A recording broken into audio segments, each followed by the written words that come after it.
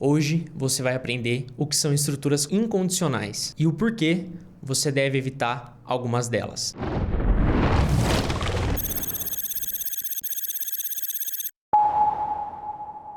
E aí, tudo bem? E nessa última aula a gente vai encerrar o assunto sobre estruturas de controle. E só para recapitular, você já viu até aqui as estruturas de controle condicionais, as estruturas de controle de repetição e hoje você vai ver as estruturas de controle incondicionais. Então, sem perder muito tempo, bora para o computador para a gente ver a teoria e depois a prática. E no nosso último exemplo de estruturas de controle, nós temos as estruturas incondicionais. Então, o que são estruturas incondicionais? São declarações que não necessitam de nenhum tipo de condição para que você altere o fluxo do programa. No geral, são estruturas que são muito pouco utilizadas. Então lá no switch, como a gente viu, a gente tem o break, porque quando ele entra numa opção, né, num case, ele precisa depois sair daquilo, porque a gente tem uma gama de opções e só uma delas vai ser atendida. E no caso, como a gente viu lá, a gente colocou dois cases, né, e um único break, ou seja, a gente especificou lá que poderia ser uma letra maiúscula ou minúscula, enfim. Pode voltar lá na aula e verificar aquele exemplo para que você entenda do que eu tô falando. E é claro que atualmente, né, com exceção do return que a gente tem aqui nesse exemplo, né, se a condição for atendida, a gente vai fazer um return. No caso, eu vou fazer esse exemplo aqui com você para que você entenda. E com exceção disso, o go to, por exemplo, ele não é mais utilizado hoje nas linguagens modernas. Ele foi muito utilizado antigamente porque era necessário que você mudasse o fluxo de código ali, mas hoje em dia é uma má prática, claro, com algumas exceções. Se você estiver lidando com um código muito antigo, que você estiver dando uma manutenção, muito provavelmente em algum sistema legado ou alguma coisa do tipo, você vai ainda continuar utilizando esse tipo de instrução. Mas no geral, atualmente é algo que a gente nem se fala mais. A gente falava muito disso antigamente. E ainda bem, né? Porque diferente da área de exatas, né, que você tem muita lógica envolvida, o uso desses tipos de instruções acaba sendo algo subjetivo. E eu vou exemplificar isso para você aqui, obviamente. Para isso, eu já deixei um projetinho criado também, mais uma vez aqui, que é o nosso projeto de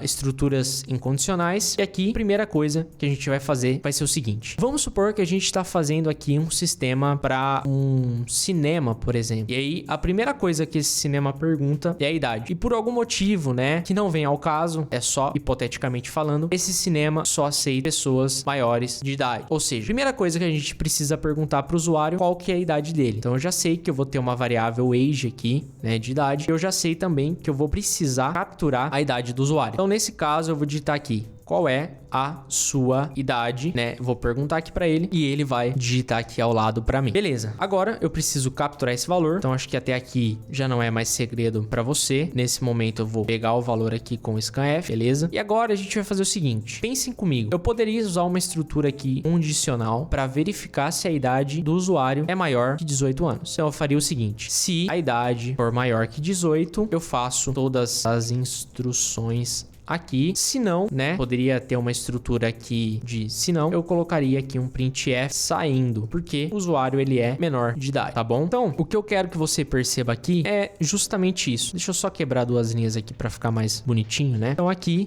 eu vou até colocar um printf também aqui pra gente conseguir visualizar. Vou escrever qualquer coisa, tá? Vou colocar um aqui, 3 pontinhos também. E aí, no momento em que eu digito uma idade 16, por exemplo, ele sai aqui do nosso programa. Se eu digitar aqui 21, ele vai escrever aqui. No caso, ele também vai terminar a execução do programa, mas só para fins aqui de exemplo, né, que ele tá fazendo. Inclusive, eu vou quebrar linhas aqui. Só que existe uma maneira mais inteligente, né, e aí envolve código limpo, né, algo que tá muito em alta atualmente, que é o seguinte. Pensem comigo. Esse usuário, ele só vai conseguir acessar o sistema para escolher as opções se ele for maior de idade. Então, ao invés de eu fazer essa condição aqui, né, verificando se ele é maior de idade, por que, né, vou até tirar o else, por que que eu não verifico se ele é menor de idade? Porque é o que impossibilita ele de usar o sistema. Então, aqui no caso, se ele for menor de idade, eu vou printar um saindo e vou finalizar o programa. Mas como que eu finalizo o programa? Eu finalizo o programa com esse return aqui, por exemplo, né? A gente chama isso de early return, ou seja, um return mais mais cedo, né? Então eu vou dar um return 0 aqui para que o programa finalize. Perceba que ele vai entrar aqui, ele vai printar e ele vai finalizar a execução do programa. Então eu vou digitar aqui 16 e ele vai sair e finalizar, mesmo que tendo mais instruções aqui embaixo. Eu poderia ter um printf aqui, eu vou escrever qualquer coisa, e aí no caso, vocês percebam que tem instruções aqui embaixo, mas se ele for menor de idade, ele só vai printar o saindo e vai matar a execução do nosso programa aqui. Deixa eu digitar aqui 21, ele vai escrever qualquer coisa, e aí sim ele vai finalizar o nosso programa. Por quê? A nossa função principal, e aí na próxima aula você vai entender a fundo, detalhadamente, o que é a função. Nossa função principal, ela é uma função do tipo inteira. Então perceba que toda vez ao final nós temos esse return 0, né? A gente precisa retornar alguma coisa porque ela é uma função do tipo inteira. E o que a gente precisa retornar? A gente precisa retornar um número inteiro. E no momento em que a gente retorna alguma coisa, essa função, né, ela já termina a sua execução. Porque o momento em que a gente retorna, tudo que tiver abaixo do return não vai ser mais executado. Mesmo que eu tenha mais texto aqui, ó. Mais texto aqui. Mesmo nesses casos, a gente não consegue continuar aqui a execução do programa. Vamos fazer um teste aqui. Vamos digitar 16. Então você perceba que essa linha aqui, ela nunca vai ser acessada. Por quê? Porque o que acontece aqui é o seguinte, a gente já tá retornando um valor, a gente já tá saindo dessa função, tá? Você vai entender um pouquinho melhor isso na próxima aula sobre função. Beleza, mas aqui deu para você compreender, né? Porque no caso, a gente vai continuar a execução do programa se ele for maior de idade. A gente não vai continuar se ele for menor de idade, que é justamente o que nós estamos fazendo aqui. Para isso, o que vai acontecer nesse momento? Eu já vou até deixar comentado, né? Então aqui, caso incorreto de uso de estrutura incondicional. Nos dias atuais, esse é um tipo de caso incorreto. E o que a gente vai fazer aqui? Primeira coisa, ele tá num cinema. Vamos supor que o nosso sistema vai perguntar 3 coisas para ele. Vai pedir para ele escolher um filme, escolher uma comida e escolher uma bebida. E aí, no caso, para simular aqui esse exemplo, a gente vai fazer o seguinte: eu vou criar alguns go-tos para mudar o fluxo do nosso programa, né? E para criar os nossos go-tos, eu vou fazer o seguinte: vou até dar um Ctrl X nesse cara para ele ficar aqui, né, copiado, para a gente não perder ele. E para a gente criar um go-to, a gente precisa criar algumas labels, que são rótulos. E a primeira label que eu vou criar vai ser a label de Drink Options. Então, para criar uma label, eu escrevo o nome dela seguido de 2 pontos. Então, tudo que tiver abaixo aqui vai ser referente à label de Drink Options. E aí, no caso, eu vou colar aquele printf. Eu posso até dar um espacinho aqui, né, para ele ficar indentado, né, para eu visualizar melhor que esse trecho faz parte do Drink Options. Então, aqui no caso, vou colocar aqui um /n, escolha a sua bebida. Beleza, agora eu vou fazer o seguinte: eu vou replicar aqui esse printf, vocês já vão entender o porquê. E agora eu vou fazer como se fosse um cardápio aqui no caso, né. Eu vou quebrar uma linha aqui, fazer o seguinte: eu vou criar aqui um menuzinho, né, bebidas. E aí eu vou quebrar uma outra linha, vou falar que no 1 ele tem a opção de água, quebra mais uma linha. 2, opção de, suco, quebra mais uma linha. 3, opção de cerveja. Ele vai fazer a escolha dele. Vamos supor que eu queira criar mais aqui uma outra label, né, em que o usuário ele escolha aqui comida, food options. Escolha a sua comida. Então ele vai ter aqui comidas, como se fosse um cardápio. No primeiro, ele pode escolher pipoca. Na segunda opção, ele pode escolher salgadinho. E por fim, ele pode escolher aqui chocolate, por exemplo. Tá, agora ele pode, né, vamos ter um rótulo aqui para controlar a escolha dos filmes. Né? Então aqui, vocês percebam que assim como variável, rótulos não podem ter o mesmo nome. E aí quando ele encontra esse mesmo nome, ele já dá erro. Escolha o seu filme.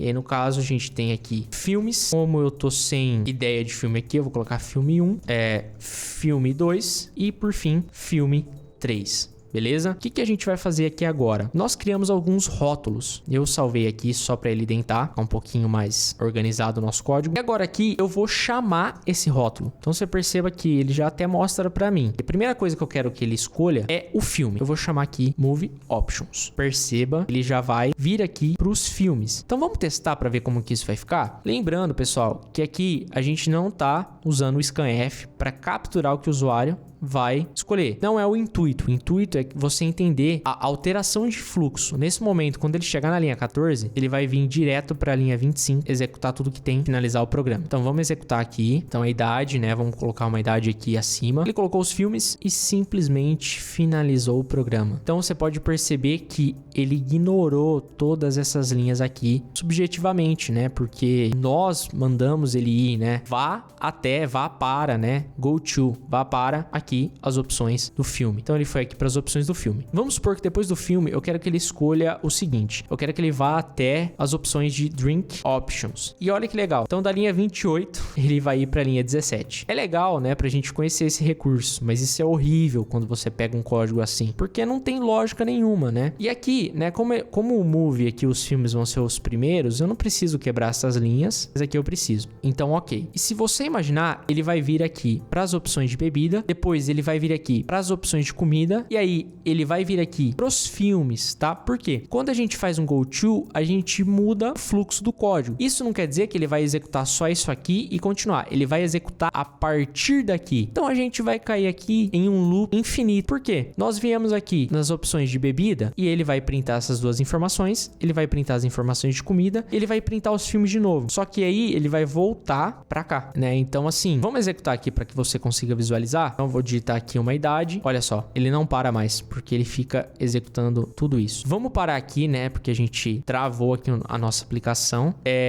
Enquanto ela vai parando aqui, vamos fazer o seguinte. No momento em que eu vir aqui pro Drink Options, eu não preciso falar que eu quero ir pro Food Options, porque ele já vai ir automaticamente. Mas assim, no momento em que ele chegar aqui pro Food Options, eu preciso mandar ele para algum lugar. Que lugar seria esse? Vamos chamar aqui de obrigado, né? Vamos chamar aqui o rótulo de obrigado. É claro que ele tá dando erro, porque a gente não criou esse rótulo aqui. A gente vai criar aqui agora. E aí no obrigado, a gente vai colocar um printf, tem vírgula. Vamos quebrar algumas linhas aqui, né? Muito obrigado, volte sempre. E aí também a gente vai quebrar duas linhas aqui para finalizar a execução. E nesse caso, depois que ele vir aqui pro obrigado, ele já vai finalizar aqui a execução do programa. Lembrando o seguinte, olha só, que loucura. Primeiro, ele vem para a linha 14 e da linha 14 ele vai pular para a linha 26. Da linha 26 ele vai printar essas informações e na linha 29 ele vai pular para a linha 17. E aí ele vai printar essas duas informações aqui. A gente nem colocou aqui um go to para ir pro Food Options, porque ele já vai cair direto aqui no Food Option. E ele vai printar aqui as informações de comida e posteriormente a isso ele vai vir aqui pro obrigado, tá? Então no obrigado ele vai printar aqui, obrigado, volte sempre. Então vamos ver como é que vai ficar a execução aqui. Então se eu digitar aqui que eu tenho, sei lá, 10 anos, vai sair. Mas se eu digitar aqui que eu tenho 24 anos, ele vai vir aqui pro filme. Aí o usuário, por exemplo, escolheria o filme, depois o usuário escolheria a bebida dele, por fim a comida e aí a mensagem de muito obrigado, volte sempre. Beleza? Bom, eu acho que deu para que você consiga, né, entender esse exemplo, né? Então vamos até colocar um /n aqui para ficar bonitinho, né? Vamos ver como é que ele vai se comportar. Vou colocar 24, beleza? Ele quebrou algumas linhas e melhorou aqui a visualização para que você consiga entender o que está acontecendo. Então, eu acho que você conseguiu entender, né, o problema de utilizar esses go-tos aqui, de mudar o fluxo do código sem razão nenhuma. Aqui, a gente tem uma lógica acoplada. A gente está finalizando o nosso programa se o usuário não tiver 18 anos. Diferente daqui, a gente criou uma confusão. Nós criamos várias seções, digamos assim, né? Criamos vários rótulos que tem algumas coisas e esses rótulos chamam outros rótulos selecionando essas opções. E aí, você conseguiu compreender o porquê você deve tomar cuidado com o uso, por exemplo, do go-to?